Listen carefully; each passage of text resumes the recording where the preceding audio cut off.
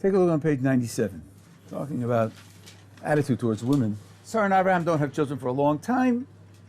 Sarah tells Abraham to take Hagar to wife, and they have a son, Yishmael. 13 years later, Sarah has a son, Isaac. Isaac starts to grow up. As Isaac starts to grow up, Yishmael deteriorates and reaches a stage of degradation. Top of the page. Sarah saw the son of Hagar, the Egyptian, whom she had born to Abraham, mocking. The word in Hebrew is hard, mitzachik. It means crude, vicious behavior. She said to Abraham, drive out this slave woman with her son, for the son of that slave woman will not inherit with my son, with Isaac. The matter greatly distressed Abraham regarding his son. Greatly distressed. That's sort of Londonese. In literal Hebrew is he was outraged. He was outraged. Why is he outraged? There are at least two reasons. One is there's a law that if a man has two wives, one more favored than the second, and the firstborn son belongs to the second less favored wife, that son must get the initial inheritance, superior inheritance, even though later the favored wife may have a son and he wants to do a favor for that favored wife and he likes that son better. You cannot disinherit the firstborn son. Yishmael is the firstborn son. She wants everything to go to Isaac. She wants to disinherit Yishmael. Abraham says, that's not God's way. That's not the way he does things, number one. Number two,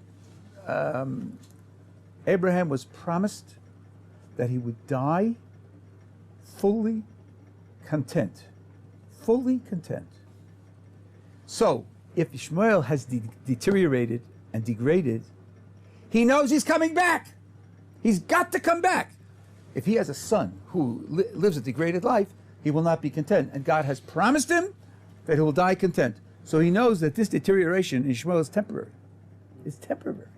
It's going to be reversed.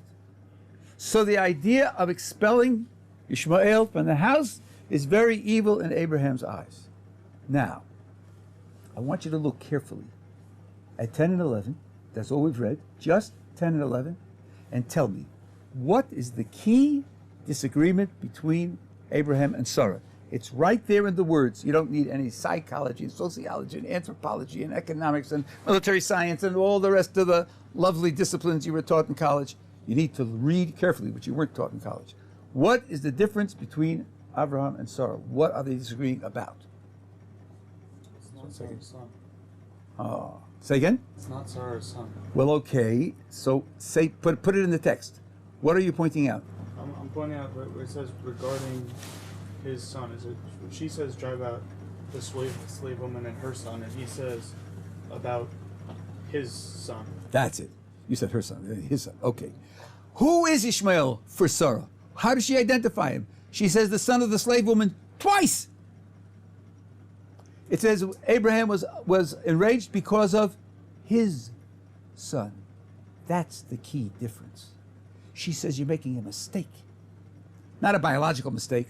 We're not talking about infidelity now. But you think he's your son, you're making a mistake. He's a slave woman's son. And Abraham says, no, he's my son. Now let's see who's right. Let's see who's right. God said to Abraham, be not distressed over the youth or your slave woman. What Sarah tells you, heed her voice. Since through Isaac will offspring be considered yours, but the son of the slave woman as well, I will make it to a nation, for he's your offspring. Where in God's speech do you get a confirmation of who's right? Because he says, but the son of the slave woman. Yes, that's it. 13. God says the son of the slave woman as well. He quotes Sarah's words. You say to Abraham, you're making a mistake. You're making a mistake. And Sarah got it right, and you got it wrong. And that's why you have to do what she says. That's only part of it. Maybe I'll finish the rest of it tomorrow. At any rate, now notice what he says, God, at 13. The son of the slave woman as well, but I make it to say because he's your offspring. So the verse here makes a distinction between son and offspring. We wouldn't make that distinction. Male offspring is son. But in Hebrew, the word for son, ben, is a root which means to build. Bana means to build. offspring is zera. Zera means seed. That's a purely biological statement. A son, a ben, is someone who is what you build in the world, what you leave behind in the world. He's your contribution to the development of the world. Yishmael is your offspring. He's your offspring. He deserves special consideration. He'll become the father of a great nation. Quite right. But he's not your ben. The only ben you have is Isaac. And Sarah was right about that. And you're wrong about that. Now, one last remark. Back to 12. God says to Abraham, whatever Sarah tells you, heed her voice. In the Hebrew, it's obey. This is again the text. Did you ever use the word heed in your whole life? Did you ever hear anybody use the word heed in your whole life? So how do you know what it means? You don't know what it means. In the Hebrew, it means to obey.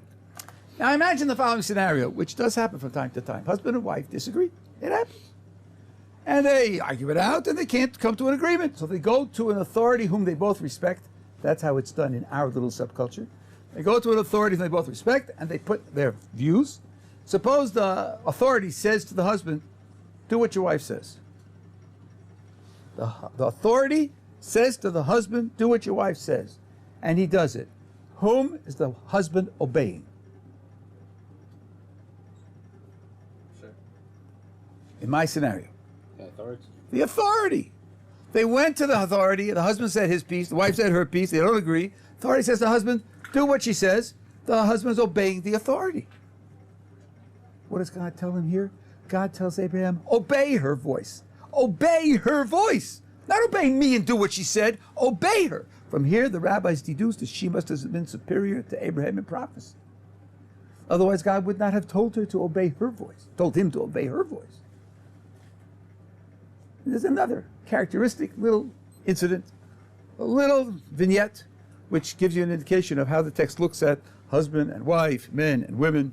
Yeah. Doesn't that fit into the idea that women are naturally more spiritual and closer? Okay, that's a tricky issue. A lot of loose and vague talk has been said about that. That needs careful study. I would not base anything on remarks of that type. But here the text is absolutely clear. It's telling him, obey your wife's voice. That means she's being credited as being superior. And all the commentary says, it's not me. Yeah. Didn't Sarah get punished for doing this incident? For sending him out? No, not as far as I know. She got punished for chasing away Hagar when she was pregnant. That's 15, 16 years before. Okay, we'll pick it up tomorrow in session.